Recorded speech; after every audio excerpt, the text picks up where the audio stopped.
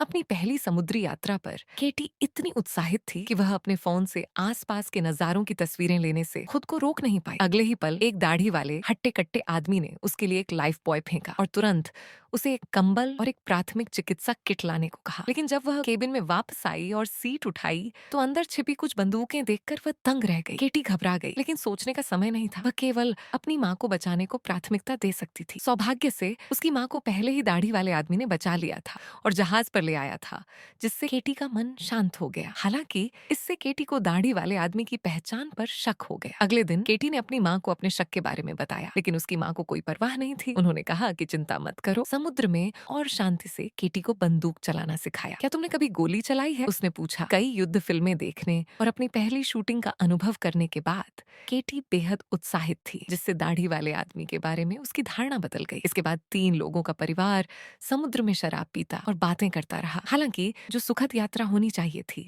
वह उस समय खराब हो गई जब उस रात कैटी अचानक एक जोरदार बहस से जाग गई। उसने अपनी सीट से पिस्तौल तो छीन ली, लेकिन जैसे ही उसकी माँ ने अपना सिर बाहर निकाला, एक लुटेरे ने उसे गोली मार दी। दाढ़ी वाले आदमी को भी गोली लगी। कैटी घबराकर जल्दी से एक कोने में छिप गई। लुटेरों ने इधर उधर देखा, लेकिन कैटी नहीं मिली। जहाज के जाने की आवाज सुनकर उसने सावधानी से बाहर झांका और बाहर भीषण आग देखकर चौंक गई। पता चला कि ये बेरहम जानवर सबूत मिटाना चाहते थे। अपनी माँ की दुखद मौत से कैटी शोक में डूब गई और लंबे समय तक उबर नहीं पाई। ये भोर तक जारी रहा। आग में न केवल उसका गोला बारूद खर्च हुआ, बल्कि संचार उपकरण भी आग से बुरी तरह क्षतिग्रस्त हो गए। कैटी धीरे धीरे डेक पर चली गई, केवल यह जानने के लिए कि पतवार पहले से ही खंडहर हो चुकी थी। फिर उसने अपनी माँ के शव को लपेटा और आंखों में आंसू भरकर उसे पानी में धकेल दिया। जैसे ही केटी खुद को बचाने के बारे में सोच ही रही थी, उसे अचानक समुद्र में डूबी एक रस्सी दिखाई दी। अप्रत्याशित रूप से जब उसने उसे ऊपर खींचा तो उसने पाया कि रस्सी का दूसरा सिरा उस दाढ़ी वाले आदमी से बंधा था, जिसे पिछली रात गोली मारी गई थी। केटी ने जल्दी से उसे वापस डेक पर खींच लिया। सौभाग्य से वह आदमी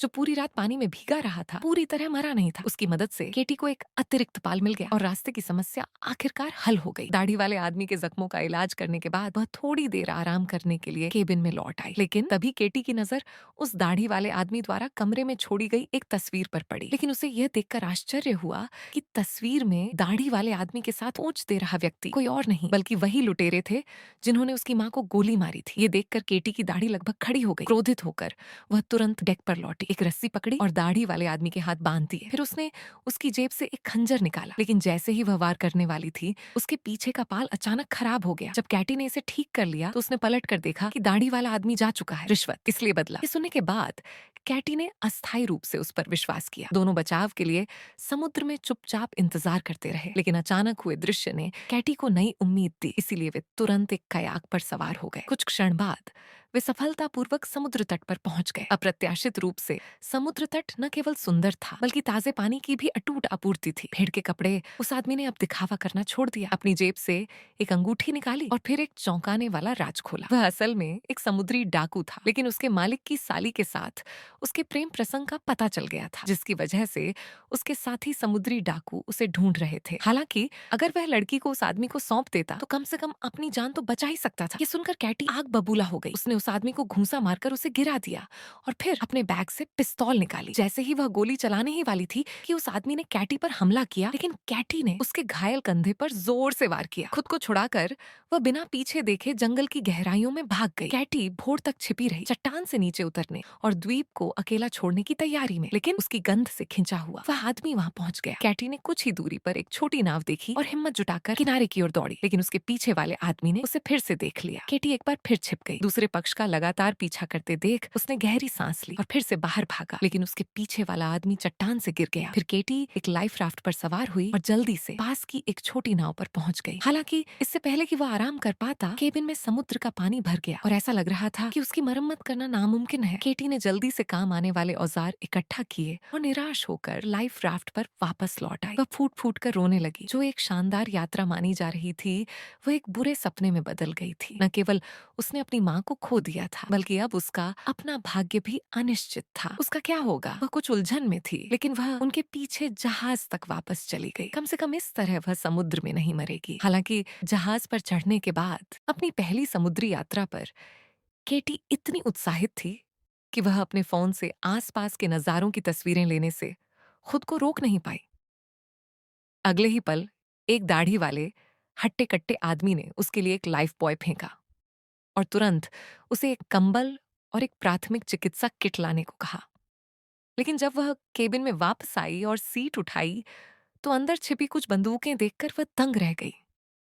केटी घबरा गई, लेकिन सोचने का समय नहीं था। वह केवल अपनी मां को बचाने को प्राथमिकता दे सकती थी। सौभाग्य से उसकी मां को पहले ही दाढ़ी वाले आदमी ने बचा लिया था और जहाज पर ले आया था, जिससे केटी का मन शांत हो गया। हालांकि इससे केटी को दाढ़ी वाले आदमी की पहचान पर शक हो गया। अगले दिन केटी ने अपनी मां को अपने शक के बारे में बताया, लेकिन उसकी मां को कोई परवाह नहीं थी। उन्होंने कहा कि चिंता मत करो। समुद्र में और शांति से केटी को बंदूक चलाना सिखाया। क्या तुमने कभी गोली चलाई है? उसने पूछा।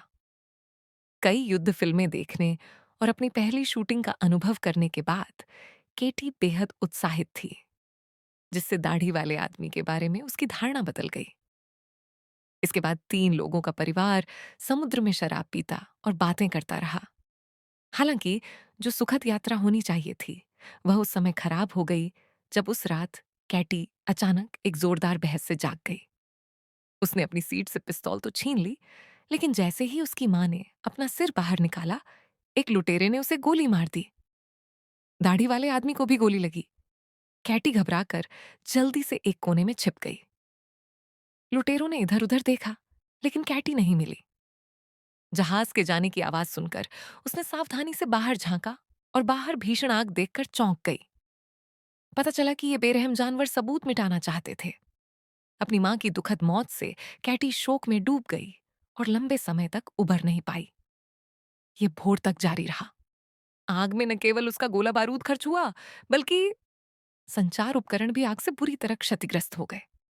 कैटी धीरे धीरे डेक पर चली गई, केवल यह जानने के लिए कि पतवार पहले से ही खंडहर हो चुकी थी।